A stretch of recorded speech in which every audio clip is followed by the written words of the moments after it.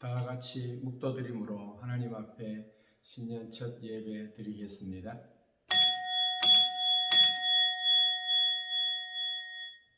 사랑의 하나님, 주께 감사합니다. 2021년 저희들에게 주셨습니다. 이 새해 주님 앞에 예배하오니 주께서 은혜 주옵시며 우리 성도들 예배하는 자리에 함께 하시고 올 한 해에 주의 크신 은혜 주시고 예배할 때마다 하나님의 은혜를 체험케 해 주옵시며 주께서 홀로 영광 받아 주시기를 우리 주 예수 그리스도의 이름으로 기원하옵나이다. 아멘.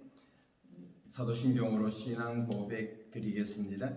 전능하사 천지를 만드신 하나님 아버지를 내가 믿사오며 그 외아들 우리 주 예수 그리스도를 믿사오니 이는 성령으로 잉태하사 동정녀 마리아에게 나시고 본디오 빌라도에게 고난을 받으사 십자가에 못 박혀 죽으시고 장사한 지 사흘 만에 죽은 자 가운데서 다시 살아나시며 하늘에 오르사 전능하신 하나님 우편에 앉아 계시다가 저리로서 산자와 죽은 자를 심판하러 오시리라. 성령을 믿사오며 거룩한 공회와 성도가 서로 교통하는 것과 죄를 사하여 주시는 것과 몸이 다시 사는 것과 영원히 사는 것을 믿사옵나이다. 아멘. 찬송가 204장 찬양 드리겠습니다.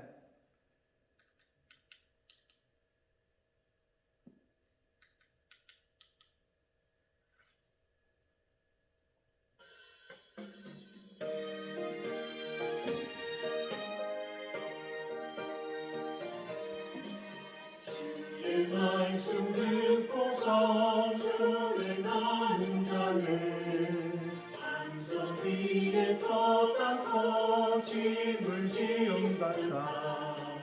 비가 오고 물나며 바람 부딪혀도 반석 위에 세운 집 무너지지 않네. 잘 짓고 잘 짓세 우리 집 잘 짓세. 만세 반석 위에다 우리 집 잘 짓세. 주의 말씀 듣고도 행치 않는 자는 모래 위에 터닫고 집을 지은 같아. 비가 오고 물나며 바람 부딪힐 때 모래 위에 세운 집 크게 무너지네. 잘 짓고 잘 짓세 우리 집 잘 짓세. 만세 반석 위에다 우리 집 잘 짓세. 하나님의 말씀 요한계시록 3장 20절에서 22절입니다.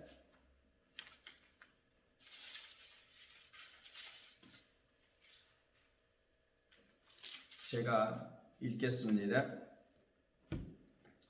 볼지어다 내가 문 밖에 서서 두드리노니 누구든지 내 음성을 듣고 문을 열면 내가 그에게로 들어가 그와 더불어 먹고 그는 나와 더불어 먹으리라.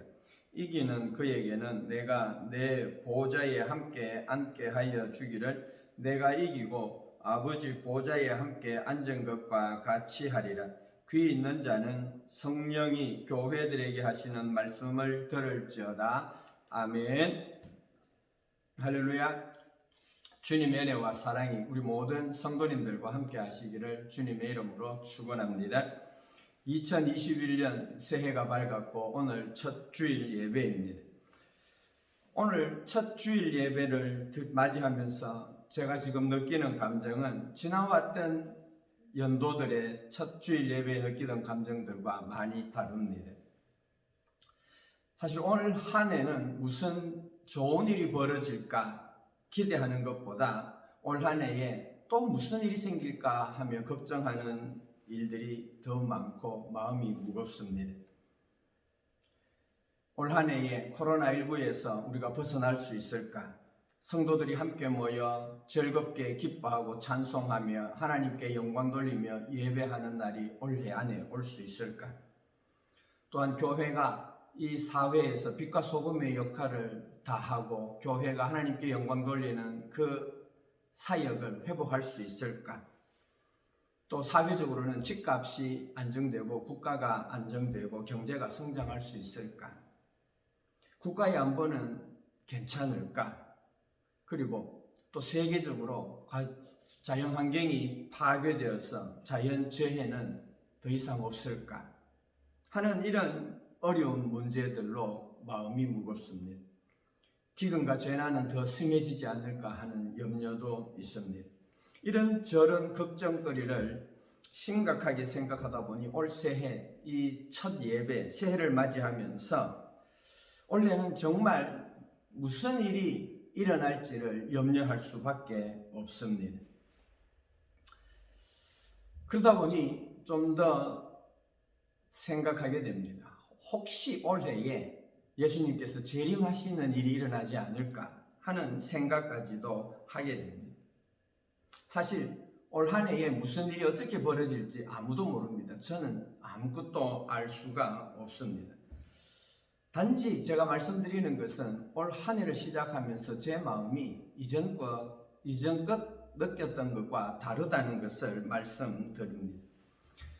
예년에 희망을 가지던 첫날, 첫 주일보다 이 예배는 정말 염려가 많고 두려움이 앞섭니다.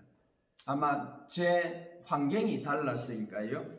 제 감정이 더 예민해졌을까요? 아무튼 좀 힘들고 어렵다는 생각을 가지고 있습니다. 어쩌면 나이가 한 살 더 먹으면서 좀 더 현실적이 되었다는 생각 때문에 이런 생각을 하게 되는지도 모르겠습니다. 원래는 좀 더 현실적이면서 좀 더 부담스러운 마음을 가집니다. 현실적이 되었다는 것은 주님의 재림하실 때가 정말 가까워진 것이 아닌가 하는 것을 현실로 피부로 느낀다는 뜻이고, 죽음이 더 가까워진 걸 느꼈다는 뜻인지도 모르겠습니다.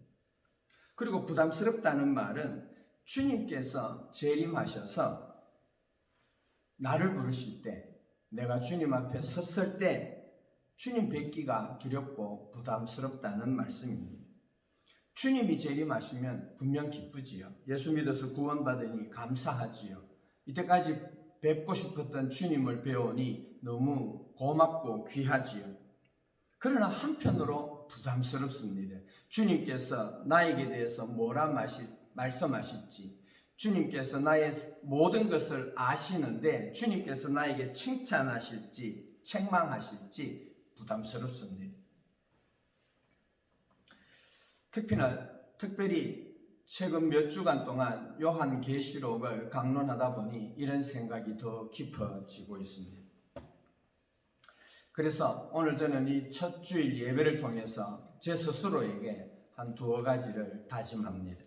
첫 번째는 정말 이 목회를 잘 해야 되겠다. 우리 성도님들에게 하나님의 말씀을 바로 잘 전해야 되겠다 하는 것입니다. 그래서 하나님의 말씀을 우리 성도들이 바로 알고 주님 앞에 섰을 때에 우리 성도들이 모두 칭찬받는 성도들이 되도록 말씀을 더하지도 말고 빼지도 말고 잘 가르쳐야 되겠다, 잘 전해드려야 되겠다는 다짐을 한 번 더 해봅니다. 두 번째 다짐은 성도님들뿐만 아니라 저 역시 마찬가지의 다짐입니다만은 제가 제 스스로 믿음을 좀 잘 점검해서 저 주님 앞에 섰을 때에 책망받지 않고 칭찬받는 믿음의 삶을 살아야 하겠다는 다짐을 해봅니다. 이 다짐은 아마 사도 바울이 가지고 있는 마음과 같을 것입니다. 사도 바울은 고린도전서 9장 27절에서 이렇게 말씀하십니다. 내가 내 몸을 쳐 복종하게 함은 내가 남에게 전파한 후에 자신이 도리어 버림을 당할까 두려워합니다. 그렇게 말씀하셨습니다. 사도 바울이 지금 자기의 삶을 마치 운동장에서 다름질하는 것과 같다 말하고 있습니다.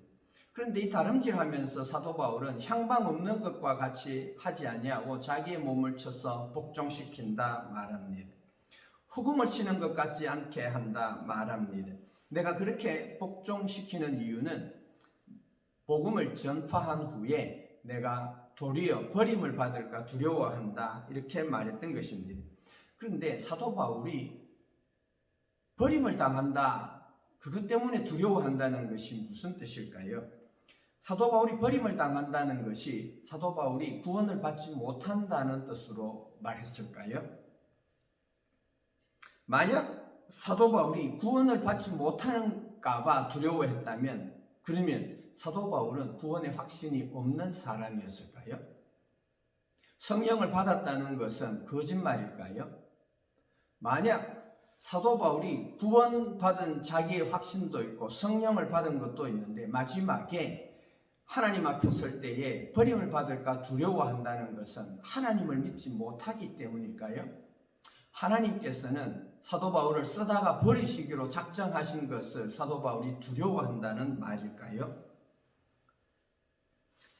그렇다면 하나님은 비정한 분이시라고 사도 바울은 믿고 있을까요? 분명 아닐 것입니다. 사도 바울은 구원의 확신이 있었습니다. 사도 바울은 성령을 받았습니다. 사도 바울은 하나님은 신실하신 분이라 말씀하셨습니다. 하나님의 부르심과 은사에는 후회하심이 없다고 사도 바울은 분명히 말하고 있습니다. 그러면 사도 바울이 내가 버림을 당할까 두려워한다는 이 말뜻은 무슨 말일까요? 많은 사람들은 이 말을 구원을 받지 못할까 봐 두려워하는 것이 아니라 상급을 받지 못할까 봐 두려워하는 것으로 해석을 합니다. 이미 우리가 아는 대로 사도 바울은 구원을 받습니다. 사도 바울은 하나님께서 자기의 삶을 지켜주시고 주님께서 의의 면류관을 예비하셨다는 것을 분명히 믿고 있습니다. 그러면서도 사도 바울은 말합니다. 자기가 열심히 믿음으로 살고 복음을 전하지만 혹 말씀을 더하거나 빼거나 또 아니면 방향 없는 것 같이 세상 사람들처럼 또 그 당시에 잘못된 사역자들처럼 헛된 철학자들처럼 돈을 구하고 명예를 구하는 그러한 일을 함으로써 그가 하나님께 받을 상급을 받지 못하게 될까 두려워했다는 것입니다. 다시 말씀드리면 구원은 받습니다. 사도요 하나님의 말씀을 전하였고 성령을 받은 사람이기에 구원받는 것은 확신하고 있습니다. 그러나 자기가 했던 모든 사역에서 그 상급을 받아야 할 텐데 그가 교만하고 돈을 바라고 또한 말씀을 잘못 전한 것 때문에 상급을 받지 못할까 봐 두려워했다 그렇게 생각하는 것입니다. 이 말은 사도 바울이 상 받기 위해 일했다는 뜻은 아닙니다. 분명 사도 바울이 섬기는 것은 상 받으려는 계획으로 섬긴 것이 아니라 오직 하나님을 사랑하고 자기를 사도로 부르신 그 예수 그리스도의 은혜에 감격하여 충성하고 헌신했습니다. 사도 바울은 어떤 상에 대한 목표를 가지고 섬긴 것이 아니라 하나님을 사랑함으로 예수 그리스도를 사랑함으로 충성하며 하나님의 뜻에 맞추어 살려는 열심으로 섬겼습니다. 그러면서도 사도 바울은 고백합니다. 혹시 내가 이 사역을 잘못해서 하나님께서 주시는 상을 얻지 못할까 봐 나는 두려워한다. 그래서 내 몸을 쳐서 복종시킨다 말합니다. 사도 바울의 이 마음은 자기가 하나님을 기쁘시게 하는 사역을 하지 못할까 봐 두렵고 그래서 하나님 앞에 상 받지 못할까 봐 두려워하는 마음입니다. 제가 이 새해 첫날 우리 성도님들 앞에 고백하는 것은 이 사도 바울과 같은 마음을 고백합니다. 저는 사도 바울과 같은 위대한 사도가 될 수도 없고 위대한 사람은 아닙니다. 그러나 저 역시 하나님 앞에 믿음으로 살려고 노력하면서도 그리고 이 목회를 하면서도 혹 주님 앞에 섰을 때 책망받을 일이 두려워서 더욱더 제 자신을 돌아보고 믿음으로 살아야 되겠다는 다짐을 한 번 더 해본다는 것입니다. 사랑하는 성도님들, 저는 우리 사랑하는 모든 성도님들이 정말 주님 앞에 섰을 때에 주께 상급받으며 주께 영광 돌릴 수 있으며 주님 앞에 참으로 기쁨으로 주님을 만날 수 있는 귀한 성도들이 되시기를 주의 이름으로 축원합니다. 그래서 주님 앞에 제가 우리 성도님들에게 말씀을 좀 더 분명하게 또 확실하게 전해드리려고 다짐하는 것입니다. 분명 우리가 알듯이 하나님은 상 주시는 분이십니다. 예수 그리스도께서 상 주시는 분이심을 우리에게 분명히 말씀하고 있습니다. 히브리서 11장 6절에 하나님께 나아가는 자는 반드시 그가 계신 것과 또한 그가 자기를 찾는 자에게 상 주시는 분이심을 믿어야 한다고 말했습니다. 그리고 계시록 우리가 읽어보았던 2장 3장 소아시아 7교회에 편지한 그 내용을 보아도 하나님은 분명히 상 주시는 분이라 그렇게 말씀하고 있습니다. 또한 우리 마태복음에 보시면 예수 그리스도께서도 말씀하고 계십니다. 마태복음 16장 29절에 또 내 이름을 위하여 집이나 형제나 자매나 부모나 자식이나 전토를 벌인 자마다 여러 배를 받고 또 영생을 상속하리라. 주님께서는 말씀하십니다. 주님께서 우리에게 가르쳐 주시는 것, 이 땅에 주님을 위하여 모든 것을 버리며 주님을 섬기는 사람은 여러 배를 받는다. 그렇게 말씀하고 계십니다. 그러므로 성경은 우리에게 분명히 하나님은 상 주시는 분임을 가르쳐 주고 있습니다. 그러므로 저는 오늘 이 시간 저희들이 지금까지 보았던 계시록 2장 3절에 아시아에 있는 7교회에 편지하셨던 그 내용을 마지막으로 한 번 더 정리하면서 예수 그리스도께서 말씀하신 대로 하나님이 우리에게 상 주시는 분이신 것을 우리 성도님들과 함께 나누어 보려고 합니다. 2장 3장 7개 교회에 편지하신 내용을 통해 하나님이 어떤 분이신지를 살펴보면 이렇습니다. 먼저 예수 그리스도, 그분은 교회의 머리시며 창조주이시며 세상과 교회를 통치하시고 심판하시는 왕이십니다. 하나님은 이 땅을 심판하시며 이 세상을 심판하시며 교회를 붙들어 주시는 분이심을 말씀해 주고 있습니다. 요한계시록에서 7교회에 편지하면서 처음으로 예수 그리스도께서는 자신이 누구신지를 각 교회마다 알리고 있습니다. 7별을 붙잡고 7금촛대 사이를 다니시는 분이라고 말씀하시며 또한 처음이요 마지막이고 죽었다가 다시 사신 분이라고도 소개하십니다. 좌우에 날성금을 가지신 분이라고도 소개하십니다. 그 눈이 불꽃 같고 그 발이 빛난 주석 같은 하나님의 아들이라고도 소개하십니다. 또한 하나님의 7영과 7별을 가지신 분이라고 소개하고 거룩하고 진실하사 다윗의 열쇠를 가지신 분이라고 소개합니다. 또한 예수께서는 아멘이요 충성되고 참된 정인이시며 하나님의 창조의 근본이시라고 소개하고 계십니다. 그렇습니다. 주님은 창조주이시며 하나님이시며 교회를 다스리시며 세상을 다스리시고 세상을 심판하시는 분이라고 우리에게 분명히 가르쳐 주십니다. 또한 이 계시록 2장 3절을 통해 주님은 교회의 은밀한 죄가 무엇인지, 교회의 형편이 어떤지를 정확하게 아시는 분이라고 말씀하십니다. 주님은 우리의 모든 것을 살피며 아시는 분이십니다. 교회가 겪는 어려움과 또한 교회가 하는 충성도 아시는 분이라 말씀하십니다. 주님은 분명 그 7교회를 향해 말씀하십니다. 내가 안다. 주님이 아시는 것은 세상 사람들이 아는 것과 다릅니다. 주님이 아시는 것은 그 교회 성도들이 자기 교회를 아는 것과 다릅니다.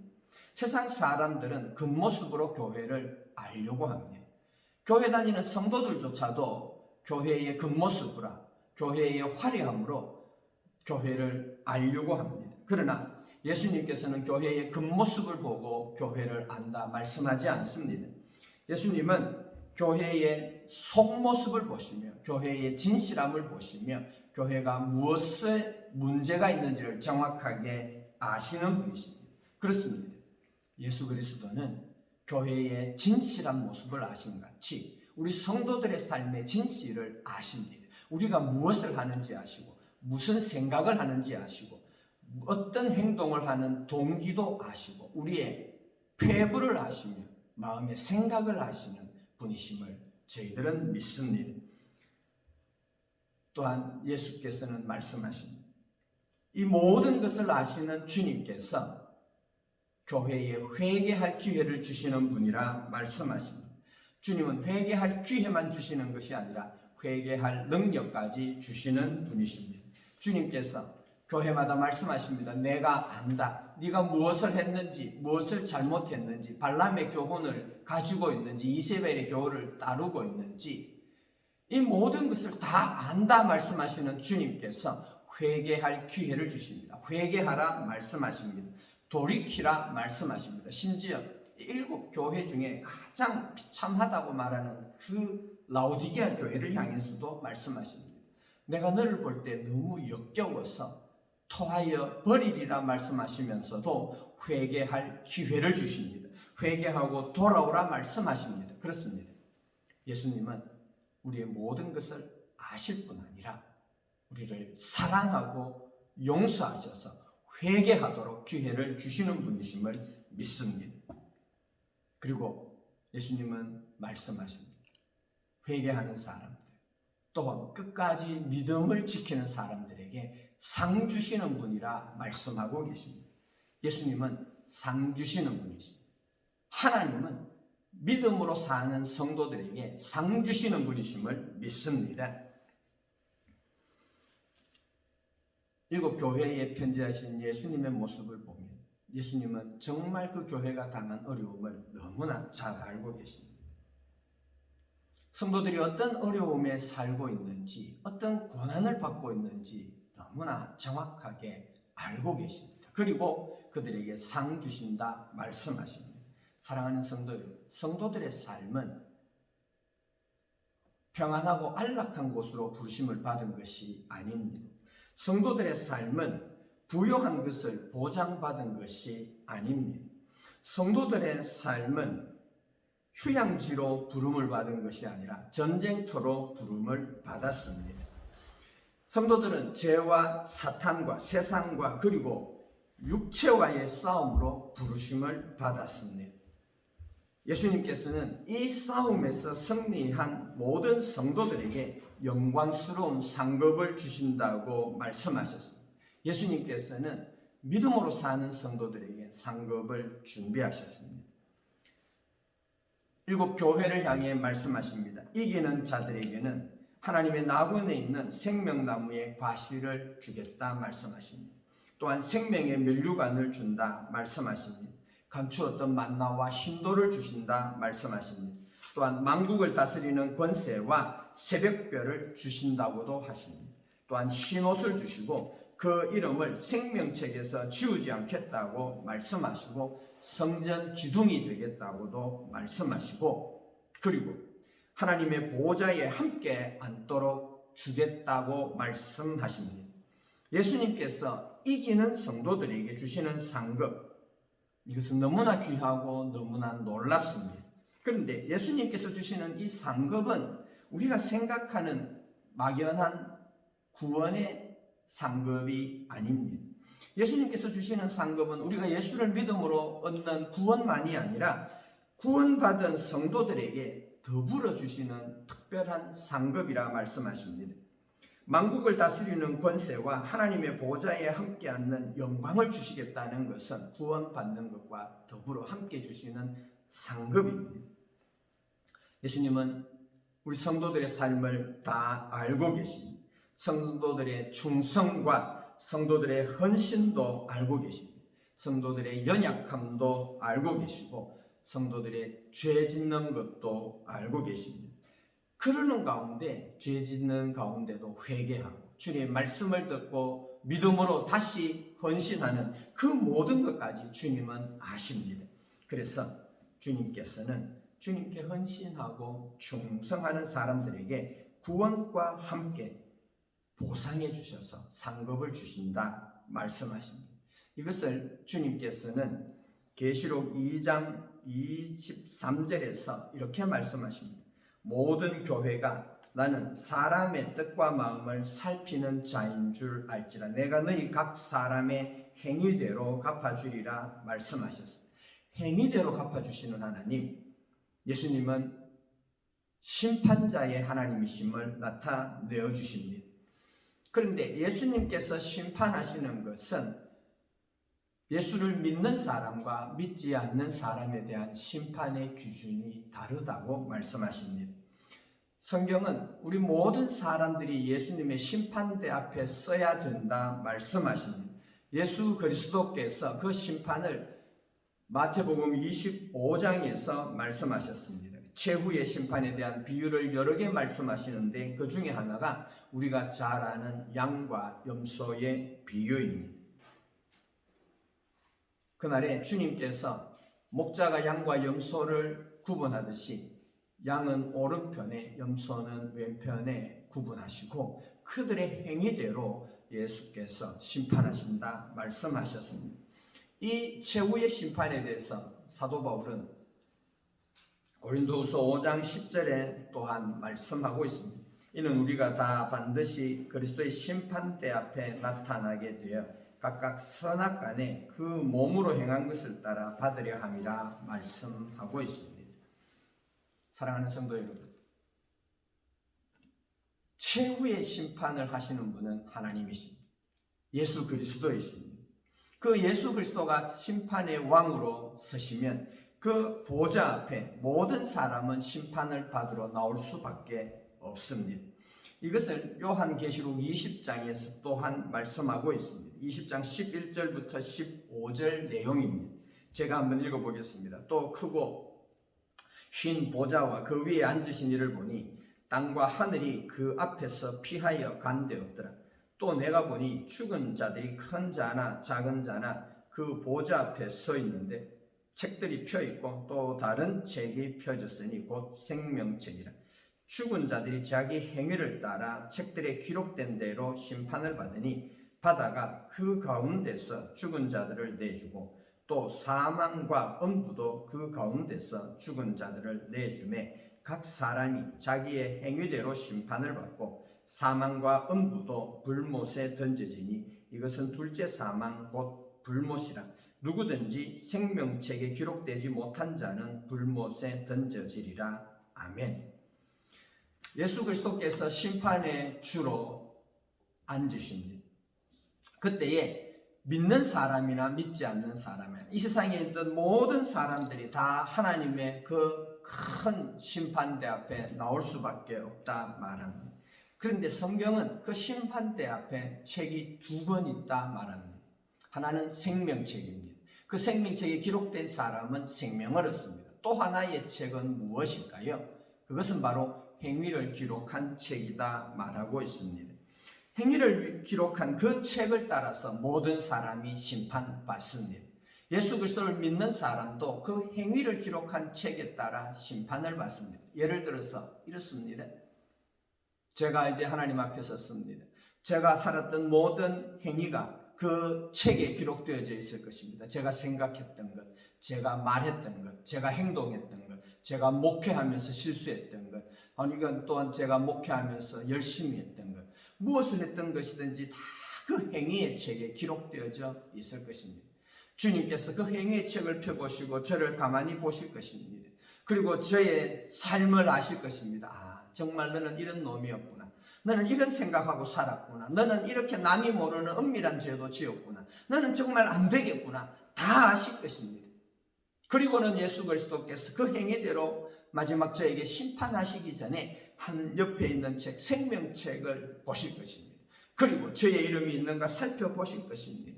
저의 이름이 있는가 살펴보고 제 이름이 그 생명책에 기록된 것을 보면 제가 행위를 했던 그 모든 것들을 다 덮으실 것입니다. 그로 말미암아 심판받아야 했던 그 모든 것을 다 덮으시고 생명책에 있는 것으로 인해 저를 구원의 자리로 옮겨 놓으실 줄로 믿습니다. 이것이 예수 그리스도께서 심판대에서 하시는 믿는 사람을 향한 심판입니다. 그러나 믿지 않는 사람은 그가 했던 모든 행위들을 심판하실 것입니다. 그가 살았던 삶의 모습들, 말씨, 행동, 모든 것을 심판하시는 그 책을 따라서 다 보고 생명책을 살펴보아도 그 사람이 없습니다. 그가 비록 착한 일을 한 것이 있고 그가 비록 구제한 것이 있고 그가 비록 열심히 산 것이 있다 할지라도 생명책에 그 이름이 없으면 그는 지옥의 불못으로 던져지게 됩니다. 그러면 이제 예수 믿는 저는, 예수 믿는 우리 그리스도인들은 구원받는 생명체계에 있기 때문에 구원받을 뿐 아니라 그 행위의 체계에 의해서 다시 한번 상과 벌의 등급을 받게 될 것입니다. 하나님 앞에 믿음으로 산 것에 대해서, 하나님 앞에 충성한 것에 대해서, 열심으로 기도하며 열심으로 섬기며 눈물 흘리며 주님 앞에 참으며 살았던 것에 대해서 주님께서는 거기에 따른 상을 주시는 줄로 믿습니다. 그래서 이 상급을 신학자들은 차등 상급이라 말합니다. 다시 말씀드립니다. 예수 그리스도를 믿음으로 구원받는 것은 다 동일합니다. 예수 그리스도를 믿는 사람만이 구원받을 수 있습니다. 진실하게 예수 그리스도를 믿는 사람, 그 사람은 다 구원받습니다.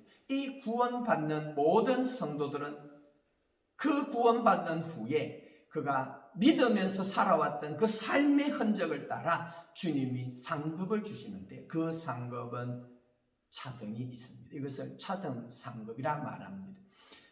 많은 사람들 이 차등 상급을 부인하기도 합니다. 많은 신학자들이, 개혁주의 신학자들은 차등 상급을 부인하는데 그 이유는 하나님의 나라에 차등이 있다는 것은 차별이 있다는 것이다. 그것은 하나님이 사람을 차별한다는 것이고 구원 얻는 사람들 가운데 차별이 있어서 그것은 부끄러움을 느끼게 되면 그것은 천국이 아니고 거기에 계급이 있는 것은 천국이 아니다라고 말을 합니다.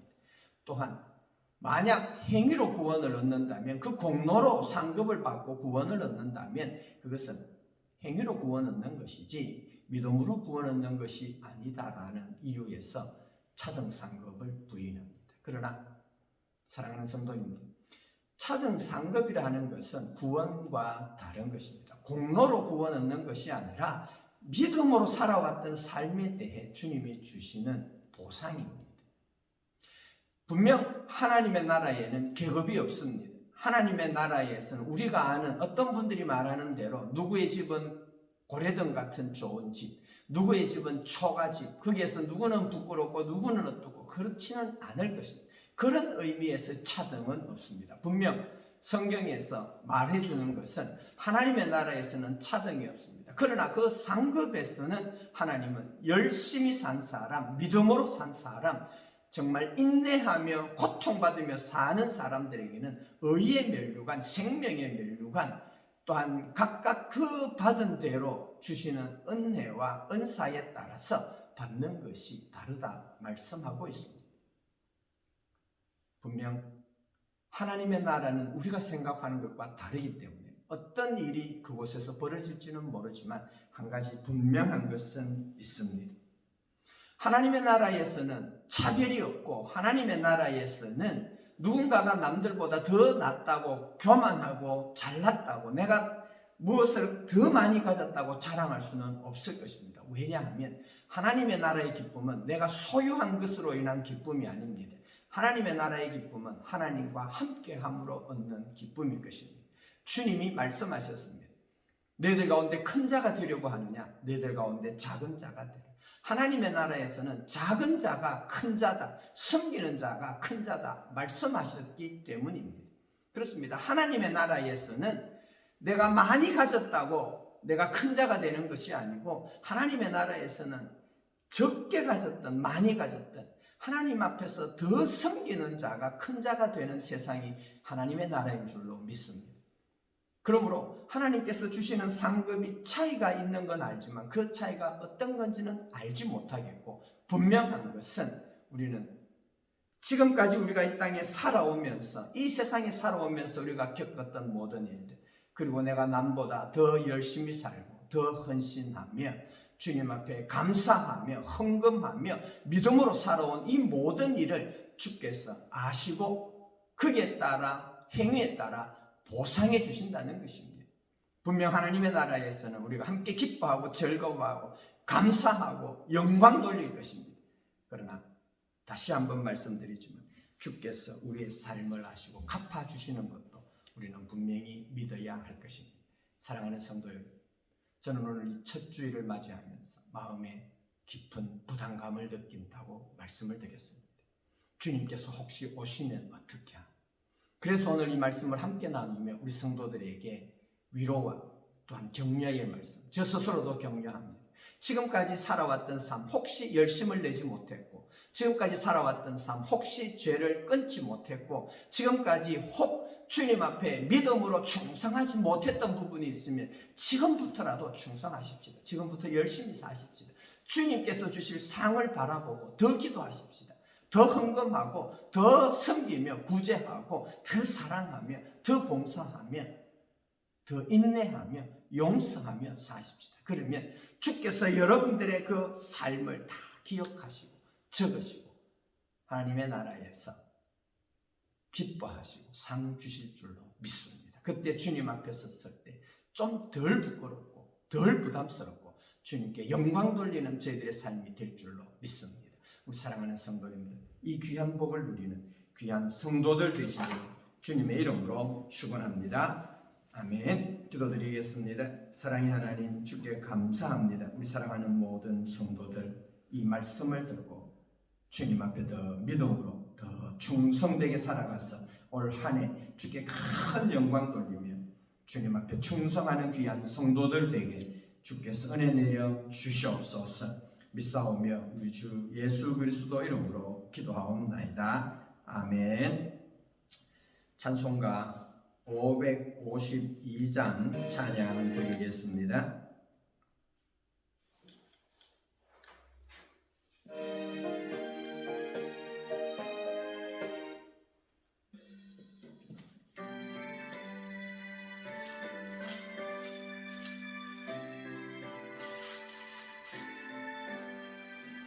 아침 해가 돋을 때 만물 신선하여라.